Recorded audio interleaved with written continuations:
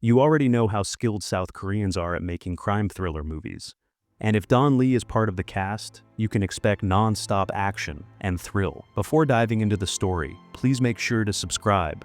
The story begins in a dark room where we see a gangster capturing a man to kill him. In the blink of an eye, the gangster brutally murders his rival. After that, the scene shifts to a prison in Seoul. There, we see an inmate named Park sewing clothes, while another newcomer named Young starts fighting with other inmates. Park, annoyed by the commotion, intervenes to stop the fight. We learn that all the inmates respect Park, but Young, unaware of who Park is, starts insulting him. Naturally, Park knocks him out with a single blow. At that moment, the prison superintendent arrives, revealing that Park is actually innocent. He had taken the blame for a crime committed by his friend, which is why he ended up in prison. The superintendent also shares the tragic news that Park's friend was murdered the previous day. The unknown gangster we saw earlier turns out to be the one who killed Park's friend. Park, being a kind-hearted person, had secretly helped the police multiple times. As a reward, he is granted 2 days of leave to attend his friend's funeral. In a flashback, we see that Park's friend trusted him deeply. In their past criminal endeavors, Park's name alone was enough to instill fear. However, Park had left that life behind and had even advised his friend to do the same. Unfortunately, it was this dangerous lifestyle that led to his friend's death. Determined to find out who killed his friend, Park seeks help from Captain Gu-taek, a senior officer. Park had been working under Gu-taek's guidance even while in prison. However, Gu-taek's health has deteriorated due to kidney failure. Years ago, Gu-taek's daughter was murdered, and though he avenged her by killing the murderer, the grief led him to drug addiction, leaving him in his current condition. From Gu-taek, Park learns that his friend had conflicts with a Korean gang called Junggu. Gu-taek suspects that someone from the Junggu gang is behind the murder. To investigate further, Park contacts his friend Yoon to arrange a meeting with Min Jung, the leader of the Junggu gang, who is currently held in Korea's most secure prison. Yoon informs Park that she is transferring several dangerous inmates, including Min Jung, to another prison. Shortly after, we are introduced to Lily, a scam artist recently caught by the police for conning people out of millions. Yoon's team is called to the local police station to transfer Lily to the prison. Since Lily was a woman, she wasn't placed with the male prisoners. Instead, Yoon and her team decided to take her in their vehicle to the secure prison. However, before they could realize what was happening, a massive truck rammed into their convoy. In an instant, the prisoner transport bus overturned and one of the police cars exploded. Taking advantage of the chaos, Lily and several other prisoners tried to escape, but Officer Yoon was still alive and managed to stop a few of them on her own. At that moment, more masked men arrived in vehicles and stormed the prisoner bus, targeting Min Jung, the Korean gangster leader. This is when Young, the same young man who fought with Park at the beginning of the story, attacked the masked men. Single-handedly, he took down several of them and rushed to the police car to call for backup through the walkie-talkie. However, one of the masked men tried to attack Young from behind. Yoon stepped in and saved him, but during the fight, she was stabbed by one of the attackers. Seeing this, an enraged Young attacked the assailant, but unfortunately Yoon was knocked unconscious after being hit by a car during the struggle. In a flashback, we learn that Young wasn't a criminal at all. He was imprisoned because, during a chase, the criminal he was pursuing fell on a rock and died. When Young regained consciousness in a hospital bed, he found himself handcuffed. Meanwhile, we see Park and Captain Gu-taek visiting the injured Yoon. Yoon's critical condition infuriated Park, who assumed that Min Jung orchestrated everything to escape from prison. Determined to get answers, Park stormed into Min Jung's house that same night. Alone, he defeated all of Min Jung's men and interrogated them, demanding, "Where's your boss?" Strangely, none of them seemed to know that their boss had escaped from prison. At this point, Captain Gu-taek arrived to meet Park, bringing along some crucial information. Meanwhile, we see Lily contacting a broker to arrange a fake passport to avoid being caught by the police. She was planning to flee the country. We're also introduced to a new character, Mong, a detective who came to meet the city's police commissioner. The commissioner, who was Mung's former classmate, informs him that the recent incident resulted in the deaths of 7 police officers and the escape of 6 prisoners. They have already captured 2 of the fugitives, leaving only the scammer Lily, the gangster Min Jung, a serial killer, and a robber still on the run. Mong is assigned full responsibility for this mission. As Mong prepares to leave, he notices Captain Gu Taek arriving to meet the commissioner. This makes Mong anxious, as Captain Gu Taek is a highly experienced detective, and there's a possibility that the captain might be given control of the mission instead of him. When Captain Gu Taek meets with the commissioner, he is given all the information regarding the gangster Min Jung. Min Jung was once the leader of the Junggu gang. Using the gang's laundered money, he purchased a bank and left the underworld to become a full-fledged businessman. However, 3 months ago, Min Jung informed the police that he was receiving death threats because he possessed a list of prominent corrupt officials in the country. He even survived an attack on his life. For his safety, Min Jung was detained as a VIP prisoner. But even in prison, there was an assassination attempt on him, which is why he was being transferred. Hearing this, Captain Gu Taek says, "The fact that Min Jung was being transferred is information only police officials knew. Someone within the department must have leaked it. This can't be handled by the police anymore. You can't trust anyone." The commissioner then requests Captain Gu Taek to rejoin the force as a detective. Meanwhile, we see Mong sitting in a nightclub, drinking and overthinking about Captain Gu Taek. He tells his friend, "I probably won't get promoted this time either. Captain will likely take over my case. After all, Captain doesn't have to follow the rules like we do. While we get stuck in legal formalities and take years to solve a case, Captain and his team wrap it up in just 3 weeks." The truth is, Captain had formed a special group consisting of both police officers and criminals to investigate cases. The group included the powerful Park, encounter specialist Captain Gu Taek, the sharp-minded officer Yoon, and Taiju, a human killing machine. They operated in ways no regular police officer ever could. Meanwhile, Captain goes to meet Young. Young was a student at the police academy, and his father had been a police officer who worked closely with Captain for many years.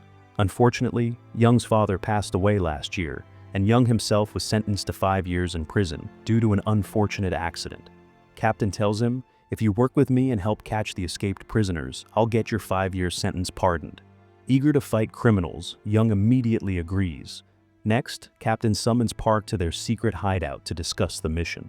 Seeing Park alone, Captain asks, "Where's Taiju?" Park replies that Taiju has left this kind of work and turned to religion.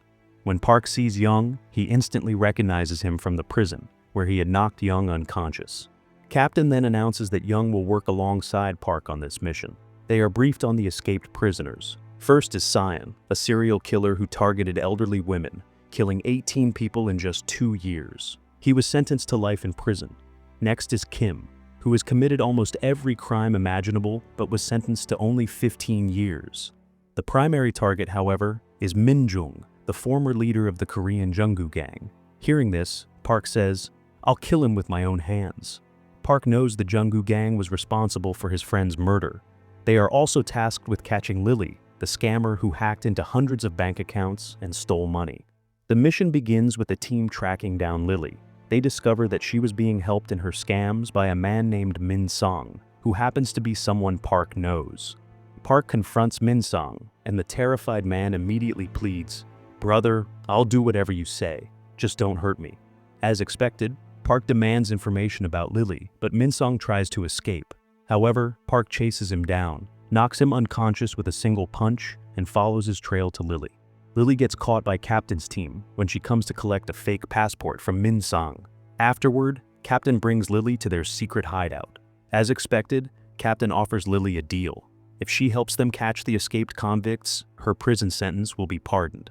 Lily immediately agrees, and with Park and Young joining in, they begin their investigation. Their first target is the criminal Kim. Kim, aside from his crimes, had a weakness for women. Through his online transactions, they trace a SIM card he used to contact a woman. The team suspects Kim might either go to this woman or that she could provide information about him. That same day, they approach the woman for questioning. To gain her trust, Lily takes the lead, explaining, "Look, I know you know Kim. He might have told you he loves you, but Kim is a liar. He said the same things to me. He's a dangerous criminal, only using you for his safety. If you know anything about him, please tell me." The woman, believing Lily, shares everything she knows. Later, while the woman is having a meal with Kim, she tells him about the strange girl who came asking questions. Realizing it's the police, Kim tries to flee immediately. Captain's team chases him and eventually catches up. However, Kim's girlfriend rushes in, trying to save him. Instead, Kim takes the woman hostage, attempting to use her to escape. The poor woman realizes Kim never truly cared for her. She uses pepper spray on Kim's eyes and escapes from his grip. Park then beats Kim into submission before arresting him. But before they can take Kim away, Detective Mong arrives with his team and snatches Kim from them. Witnessing this, Captain suffers a heart attack on the spot. Instead of pursuing Mong, the team rushes Captain to the hospital. Determined to retrieve Kim, they head straight to Detective Mong. They storm into the interrogation room and reclaim Kim. Young warns Mong, "Next time, don't you dare interfere in our work. We caught him and will handle the interrogation." During the interrogation, Kim reveals that the gangster Min Jung and the serial killer escaped together. However, he claims to know nothing more about their whereabouts. Now, we see the psycho killer Sion, who, while walking down the street, spots two police officers. Taking advantage of their carelessness, Sion, for no apparent reason, strikes them with an iron rod, killing both. Sion apparently can't go long without killing someone. We also notice that Min Jung is with him. The two are searching for a safe hiding spot together. Meanwhile, Park and his team visit a woman named Mika. Mika was the only person to have survived an encounter with Sion. It was her testimony that got Sion arrested. So Park believes that now that Sion has escaped, he might come after Mika to take revenge. The team warns Mika to stay alert. Later, before heading home, Young is called to the police commissioner's office. There, they review CCTV footage showing how Sion brutally murdered the two officers. To their surprise, they also spot Min Jung in the footage, which makes them intensify their investigation. Elsewhere, Mika is called to a meeting by her boss. When she arrives, she finds Sion waiting for her after already killing her boss. Realizing she's trapped, Mika tries to escape, but Sion attacks her. Meanwhile, Park's team had been tracking Mika's phone and managed to trace her location. Park rushes to the hotel with his team.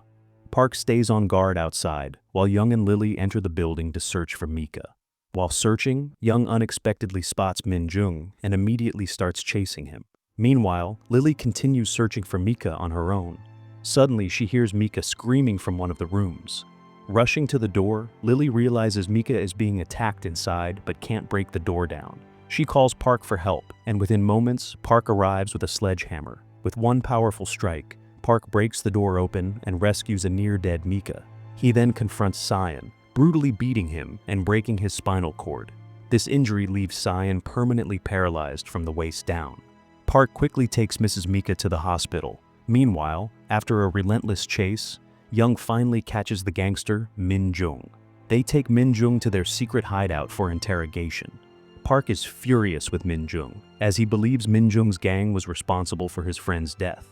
Park starts beating Min Jung severely, but amidst tears, Min Jung cries out, "I didn't kill your friend. I didn't kill anyone. Please, just listen to me." Hearing this, Park calms down and allows Min Jung to explain. Min Jung reveals, the Korean underworld has been taken over by a Japanese gangster named Yoshihara. Yoshihara, who destroyed Japan's largest gang, the Yakuza, and took control of the entire country, is now expanding his operations internationally. Korea is his first target. Your friend stood in Yoshihara's way, so he personally killed him. When Yoshihara first came to Korea, he approached me to join forces with him. He promised me money, weapons, and support if I backed him. At first I agreed and aligned with his Japanese gang. However, later, I realized he was using me as a front to buy a bank that he used for laundering black money. Then, he set up a pharmaceutical company to manufacture drugs that no one in the world had ever seen before.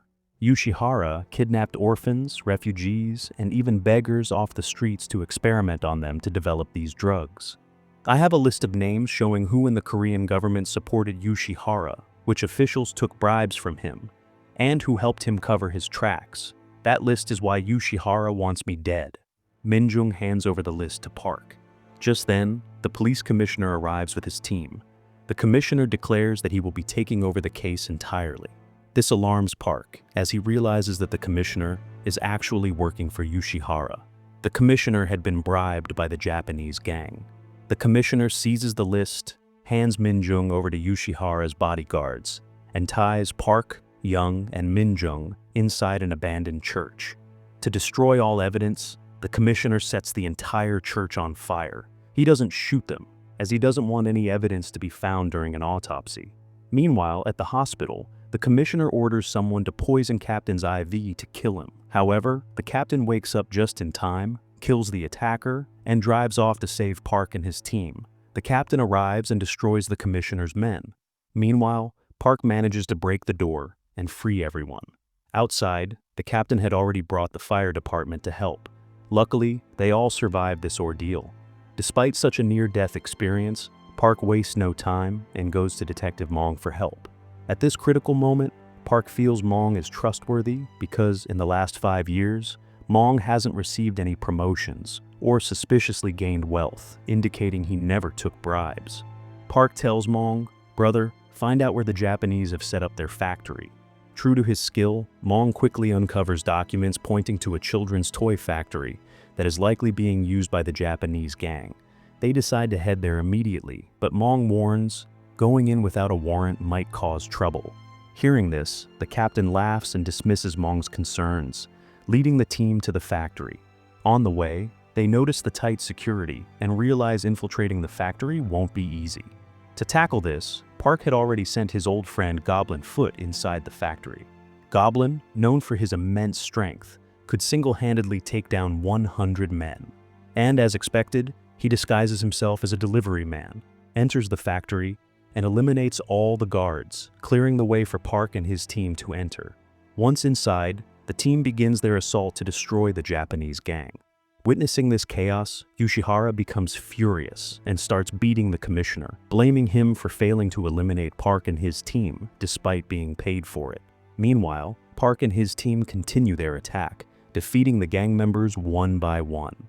After taking out nearly half of the gang, Park sends the captain and Young upstairs to capture Yoshihara, while he, Goblin, and Lily remain behind to fight the rest.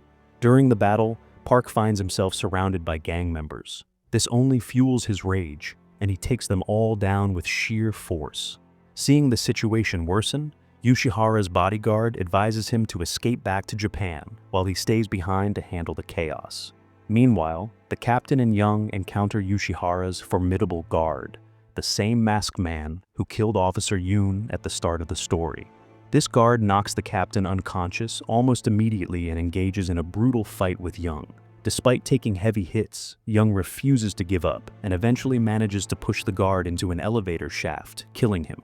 On the rooftop, Park catches up to Yoshihara, where an intense sword fight ensues between Park and Yoshihara's elite swordsmen. Though severely injured, Park fights valiantly, defeating them one by one. Finally, he faces Yoshihara and unleashes his fury, avenging his friend's murder by delivering blow after blow until he kills Yoshihara on the spot. Meanwhile, the commissioner, still alive, begs the captain for mercy, saying, "Please let me go.